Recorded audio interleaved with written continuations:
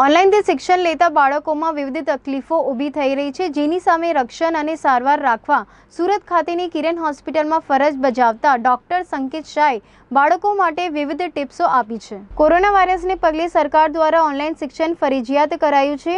Online શિક્ષણ મેળવતા બાળકોની આંખોમાં વિવિધ તકલીફો થઈ રહી છે, ત્યારે બાળકો અને વાલીઓમાં ભારે પ્રશ્નો ઊભા થઈ રહ્યા છે. ત્યારે તબીબી સારવાર અને ટિપ્સની ખૂબ જ જરૂરિયાત છે. આ સમયે કિરણ હોસ્પિટલ ખાતે આંખની સારવાર કરતા નિષ્ણાંત ડોક્ટર સંકેત શાહે આ તકલીફ બાબતે એબીએન ચેનલ સાથે વાત કરી હતી. નમસ્કાર દર્શક મિત્રો, મારું નામ ડૉક્ટર સંકેત શાહ છે. હું કિરણ હોસ્પિટલ ખાતે આંખ તથા આંખની કીકીના નિષ્ણાત તરીકે છેલ્લા 3.5 વર્ષથી ફરજ નિભાવું છું. આજકાલ કોરોનાના સમયમાં આપણી જિંદગીમાં ઘણું બધું નવા બદલાવ આવેલા છે. તેમાંનો એક નવો બદલાવ છે ઓનલાઈન એજ્યુકેશન. આજકાલ ફિઝિકલ પ્રેઝન્સની સરકાર પરમિશન ના આપતી હોવાના કારણે દરેક ઘરે દરેક બાળક ઓનલાઈન એજ્યુકેશન કરતું થયું છે. ઓનલાઈન એજ્યુકેશનના જેટલા ફાયદા છે તેટલા જ ગેરફાયદા છે, જે અમારી સમક્ષ આવી રહ્યા છે. આજકાલ છેલ્લા 5 થી 6 મહિના લોકડાઉનનો સમય ચાલુ થયું ત્યારથી આંખના ખૂબ જ દર્દીઓની પ્રમાણ વધી ગયું છે, અને ખાસ કરીને બાળકોમાં કે જેમના ઓનલાઈન એજ્યુકેશનના કારણે આંખમાંથી પાણી પડવું, આંખો લાલ થવી, થોડું ઝાંખું દેખાવું, માથું દુખવું તથા ચીડચીડિયાપણું, આ બધી તકલીફો સાથે બાળકોનું પ્રમાણ વધી ગયેલ છે. તો આજે આપણે સમજીશું કે ઓનલાઈન એજ્યુકેશન લેતી વખતે બાળકોએ શું ખાસ કાળજી રાખવી જોઈએ, જેથી કરીને આપણે આ બધી તકલીફોમાંથી બચી શકાય. એક વસ્તુ તો ખૂબ જ વાસ્તવિક છે કે હવેનો જમાનો ઓનલાઈન એજ્યુકેશનનો થયો છે. આપણને કોઈને ખબર નથી કે સરકારશ્રી આપણને ક્યારે સ્કૂલે જવાની પરવાનગી આપશે, અને પરવાનગી આપશે તો પણ તેમાં કેટલી સફળતા મળશે અને એ કેટલું સેફ એટલે કે કેટલું સુરક્ષિત હશે તે કહેવું ખૂબ જ મુશ્કેલ છે. એટલે આપણા માટે બેસ્ટ ઓપ્શન એ છે કે ઓનલાઈન એજ્યુકેશન કરતી વખતે બાળકોએ શું કાળજી રાખવી તેનું આપણે ધ્યાન રાખીએ. જ્યારે પણ બાળકને ઓનલાઈન એજ્યુકેશન કરાવો તો જો શક્ય હોય તો મોબાઈલ ઉપર ના કરાવવું જોઈએ. શક્ય હોય તો તેમને ટેબ્લેટ કે કોમ્પ્યુટર કે ટીવી ઉપર મિરરિંગ કરીને કરાવવું જોઈએ. જેટલો સ્ક્રીન નાનો એટલો બાળકોને ખૂબ જ અંદર મોબાઈલમાં જોવું પડતું હોય છે. એના કારણે આંખના નજીકના જોવાના સ્નાયુઓ, જેને અમારી મેડિકલ ટર્મિનોલોજીમાં એકોમોડેશન કહેતા હોય છે, તે સ્નાયુઓનો ઉપયોગ ખૂબ જ વધારે થતો હોય છે, અને જેના કારણે આંખો ખેંચાવાની તકલીફ રહેતી હોય છે. જો બાળક મોટા સ્ક્રીન ઉપર અભ્યાસ કરે તો આ એકોમોડેશનના સ્નાયુઓનો ઉપયોગ ઓછો થતો હોવાથી માથું દુખવું અને ફટીગની કમ્પ્લેન થોડીક ઓછી થાય છે. બીજું ખાસ ધ્યાન રાખવાનું છે કે જે બાળકોને અગર ચશ્માના નંબર હોય અને બાળક એમ કહે કે મને નજીકનું તો વગર ચશ્મે પણ દેખાય છે, તો પણ તેને જ્યારે પણ એજ્યુકેશન માટે બેસે, ઓનલાઈન એજ્યુકેશન માટે બેસે, ત્યારે ચશ્મા પહેરીને જ બેસવું જોઈએ, જેથી કરીને આંખના સ્નાયુઓ રિલેક્સ રહે. ત્રીજું આપણે ખાસ ધ્યાન રાખવાનું છે કે જે રૂમમાં બાળક ઓનલાઈન અભ્યાસ કરતો હોય તે રૂમ વેલ ઇલ્યુમિનેટેડ હોવો જોઈએ. એટલે એમાં ઇટ શુડ બી વેલ લાઇટેડ. એમાં પ્રકાશનું પ્રમાણ સારું હોવું જોઈએ. જરૂર હોય તો તેમાં એક એક્સ્ટ્રા ટ્યુબલાઇટ નખાવો તમે, ના હોય તો બારી બારણા ખુલ્લા રાખવા જોઈએ. ચોથું એક છે કે દરેક સ્કૂલ પોતાના 2 પીરિયડ વચ્ચે મિનિમમ 5 થી 10 મિનિટનો રિસેસ કે બ્રેક આપે.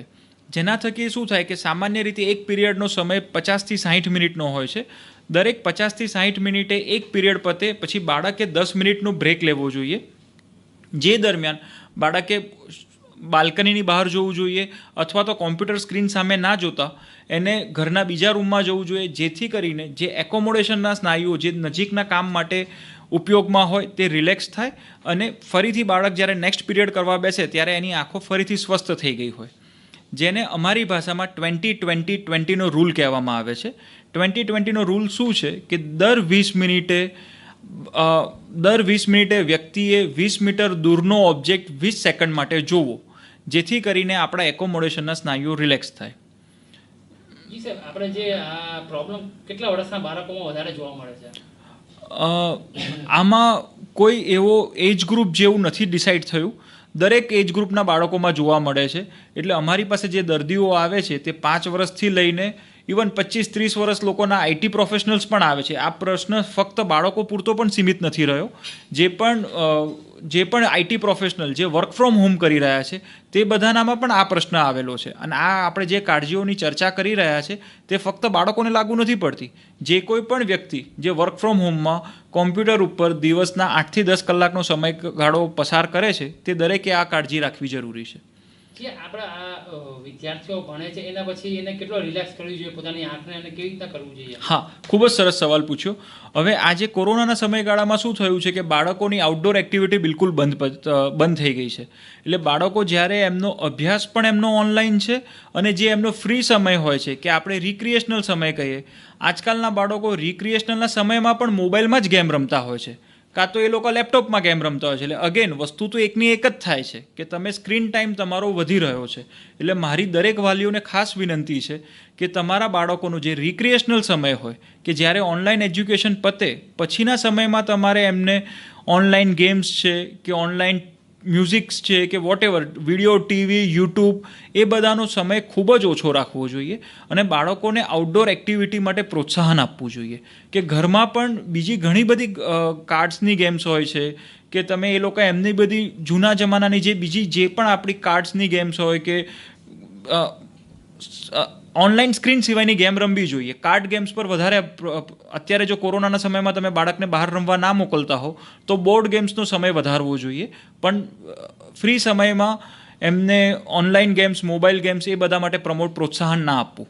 આ ઉપરાંત મારે બીજી એક વસ્તુ કહેવી છે કે બાળકોના ખોરાકમાં લીલા શાકભાજી, પાલક, પનીર, પપૈયા, ગાજર એ બધાનું પ્રમાણ, દૂધ અને દૂધની બનાવટો એ બધાનું પ્રમાણ વધારે રાખવું જોઈએ. આનાથી ફાયદો એ થાય છે કે આ બધા જ ખાદ્ય પદાર્થો વિટામિન એ રીચ હોય છે. જે વિટામિન એનો ખોરાકમાં પૂરતો પ્રમાણ એ આંખના સ્વાસ્થ્ય માટે ખૂબ જ જરૂરી છે.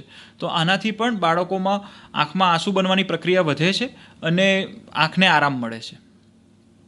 અને જો કોઈ પણ બાળકને માથું દુખતું હોય, આંખમાંથી પાણી પડતું હોય, આંખો લાલ થતી હોય, દૂરનું ઝાંખું દેખાતું હોય તો ખાસ કરીને તમારે તમારા નજદીકના આંખના ડૉક્ટરનો જરૂરથી સંપર્ક કરવો જોઈએ. આ બાળકને આ ફરિયાદો, બાળકને ચશ્માના નંબર આવવાના શરૂઆતના લક્ષણો હોઈ શકે તો તેને અવગણના ના કરવી અને તમે તમારા નજદીકના આંખના ડૉક્ટરનો સંપર્ક કરો.